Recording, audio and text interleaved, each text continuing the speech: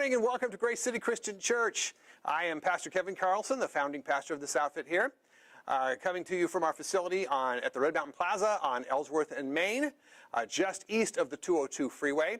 We normally meet here at 10 o'clock a.m. for in-person services, which we've been doing for several weeks now, as well as a stream on the internet at our Facebook page and our web page. Today, however, we are live streaming only because we had a burst pipe in the ceiling of our suite last week that caused a lot of water damage, and the water cleanup crew was busy all week long, but they're still doing their work, and our facility isn't ready to go. Plus, we had a little COVID exposure in our family, and so we're still under quarantine until we get the all clear from the docs.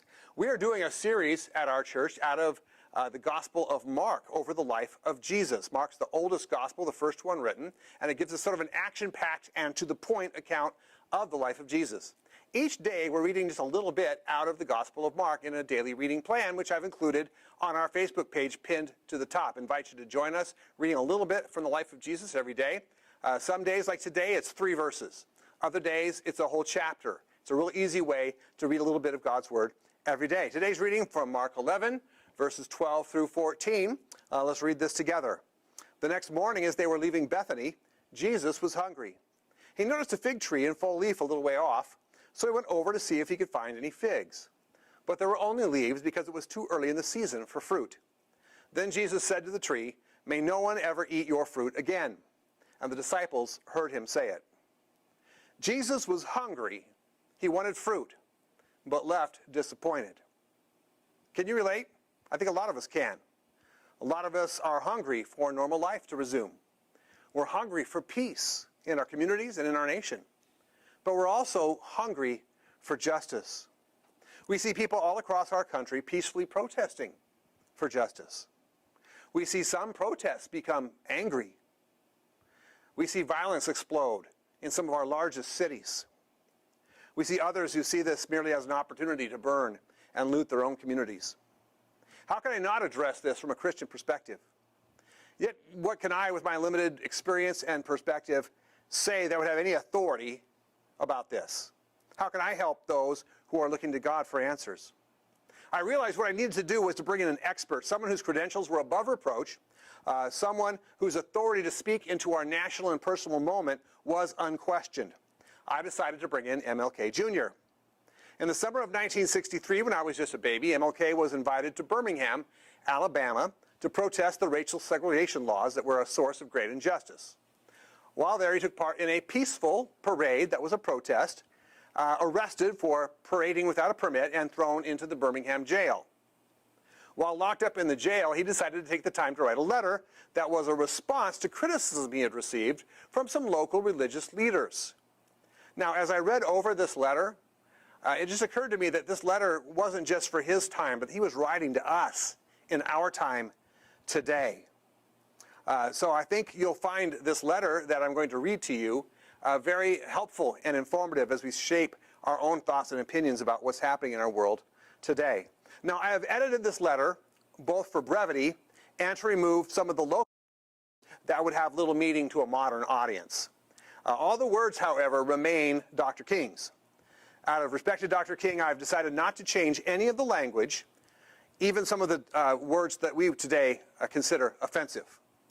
I ask you to put yourself into the shoes of a man who's been jailed because he was fighting a great evil, who gave his life helping us as a nation and we as individuals live up to our God-given potential for peace, liberty, and justice. Now, I'm just going to read this in my own voice, but if you want to imagine Morgan Freeman reading this in your own head as you hear me, that's fine with me.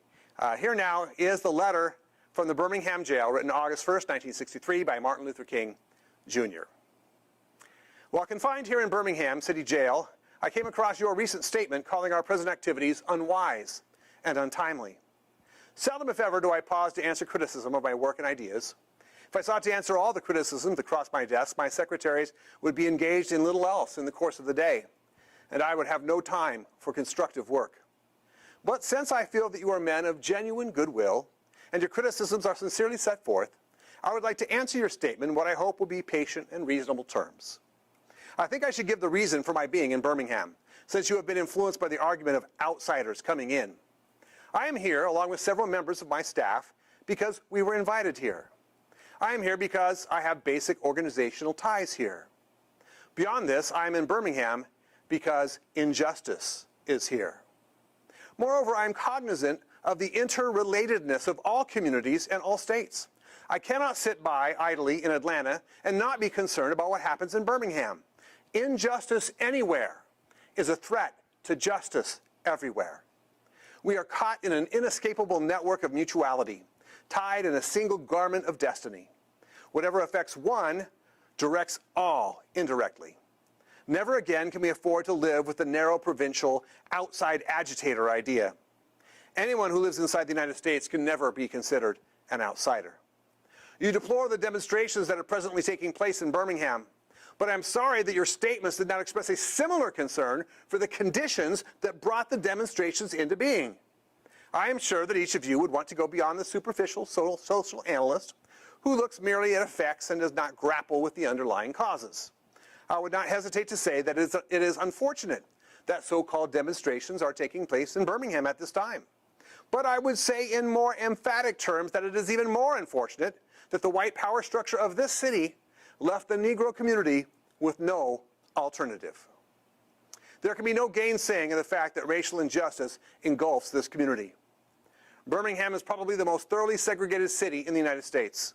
Its ugly record of police brutality is known in every section of this country. Its unjust treatment of Negroes in the courts is a notorious reality.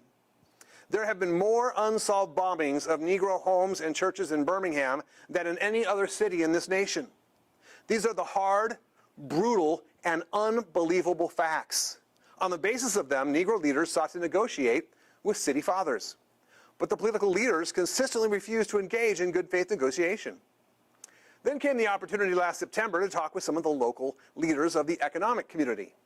In these negotiating sessions, certain promises were made by the merchants, such as the promise to remove the humiliating racial signs from the stores. On the basis of these promises, we agreed to call a moratorium to any type of demonstration. As the weeks and months unfolded, however, we realized that we were victims of a broken promise. The signs remained. And in so many experiences of the past, we were confronted with blasted hopes, and the dark shadow of a deep disappointment settled upon us. So we had no alternative except that of preparing for direct action, whereby we would present our very bodies as a means of laying our case before the conscience of the local and national community. You may well ask, why direct action? Why sit-ins and marches and so forth? Isn't negotiation a better path? You are exactly right in your call for negotiation. Indeed, this is the purpose of direct action.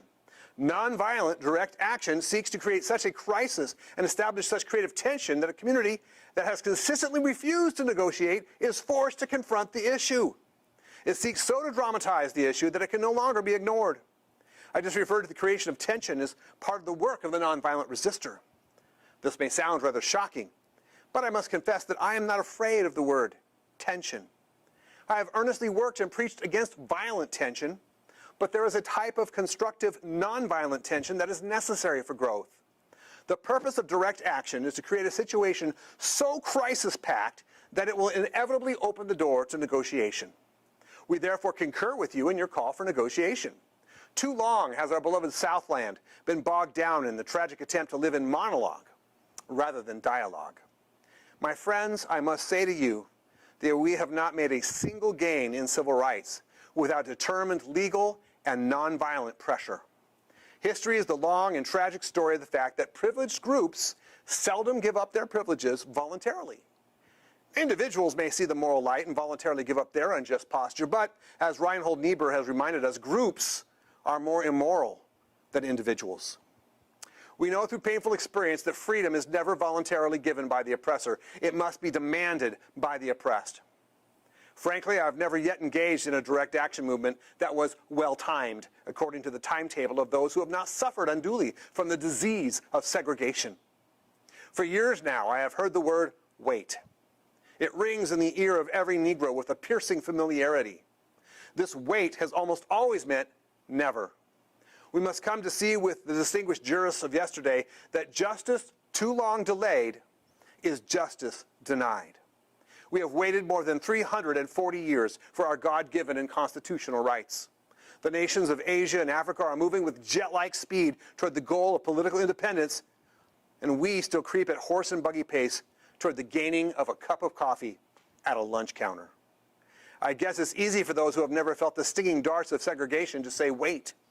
But when you have seen vicious mobs lynch your mothers and fathers at will and drown your sisters and brothers at whim, when you've seen hate-filled policemen curse, kick, brutalize, and even kill your black brothers and sisters with impunity, when you see the vast majority of your 20 million Negro brothers smothering in an airtight cage of poverty in the midst of an affluent society, when you suddenly find your tongue twisted and your speech stammering as you seek to explain to your 6-year-old daughter why she cannot go to the public amusement park that has just been advertised on television, and see tears welling up in her little eyes when she is told that Funtown is closed to colored children, and see the depressing clouds of inferiority begin to form in her little mental sky, and to see her begin to distort her little personality by unconsciously developing a bitterness toward white people.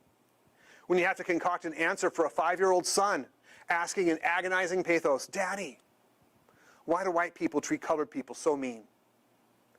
When you take a cross-country drive and find it necessary to sleep night after night in the uncomfortable corners of your automobile because no motel will accept you. When you are humiliated day in and day out by nagging signs reading white and colored. When your